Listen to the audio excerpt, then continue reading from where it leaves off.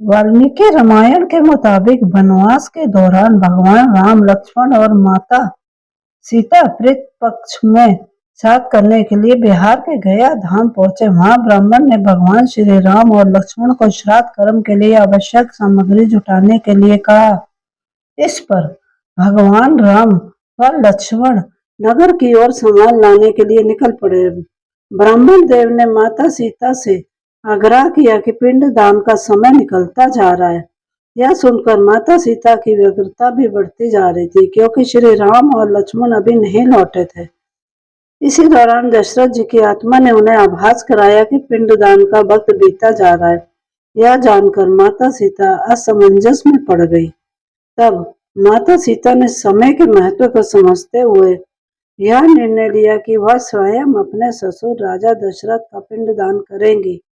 उन्होंने फल्गु नदी के साथ साथ वट वृक्ष, कौआ, तुलसी, ब्राह्मण व गाय को साक्षी मानकर स्वर्गीय राजा दशरथ का पिंडदान विधि विधान के साथ किया। इस क्रिया के उपरांत जैसे ही उन्हें हाथ जोड़कर प्रार्थना की तो राजा दशरथ ने माता सीता का पिंडदान स्वीकार कर लिया।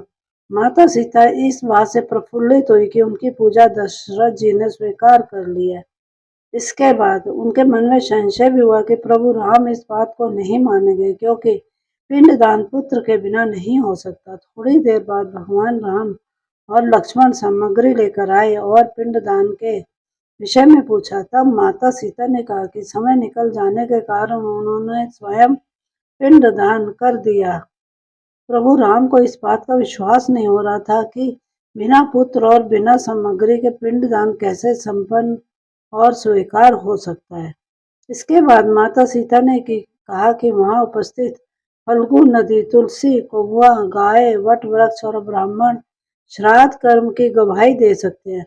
भगवान राम ने जब इन सब से पिंडदान किए जाने की बात सच है या नहीं पूछा, तब फल्गु नदी, गाय, कौआ, तुलसी और ब्राह्मण पांचों ने प्रभु राम का क्रोध देखकर झूठ बोल दिया कि माता सीता ने कोई पिंडदान नहीं किया। वट वृक्ष ने सत्य कहा कि माता पिता ने सबको साक्षी मानकर विधि पूर्वक राजा दशरथ का पिंडदान किया है। पांचों साक्षी के झूठ बोलने पर माता सीता ने क्रोधित होकर उन्हें आजीवन श्राप दे दिया। इन्हें मिला था श्राप। फल्गु नदी को श्राप दिया कि वह सिर्फ नाम की नदी रहेगी, उसमें पानी नहीं रहेगा। इसी कारण फल्गु नदी आज भी गया में सूखी है। गाय को श्राप दिया कि गाय पूजनीय होकर भी सिर्फ उसके पिछले हिस्से की पूजा की जाएगी और गाय को खाने के लिए दर बदर भटकना पड़ेगा। आज भी हिंदू धर्म में गाय के सिर्फ पिछले हिस्से की पूजा की जाती है। माता सीता ने ब्राह्मण को कभी न संतुष्ट होने और कितना भी मिले उसकी दरिद्रता हमेशा बनी रहेगी का श्राप दिया। इसी कारण ब्राह्मण कभी दान दक्षिणा के बाद भी संतुष्ट नहीं होते हैं। माता सीता ने तुलसी को श्राप दिया कि वह कभी भी गया की मिट्टी में नहीं उगेगी। यह आज तक सत्य है कि गया की मिट्टी में तुलसी नहीं फलती। और कौआ को हमेशा लड़ झगड़ कर खाने का श्राप दिया था। कौआ आज भी खाना अकेले नहीं खाता है। दीर्घायु का दिया था आशीर्वाद।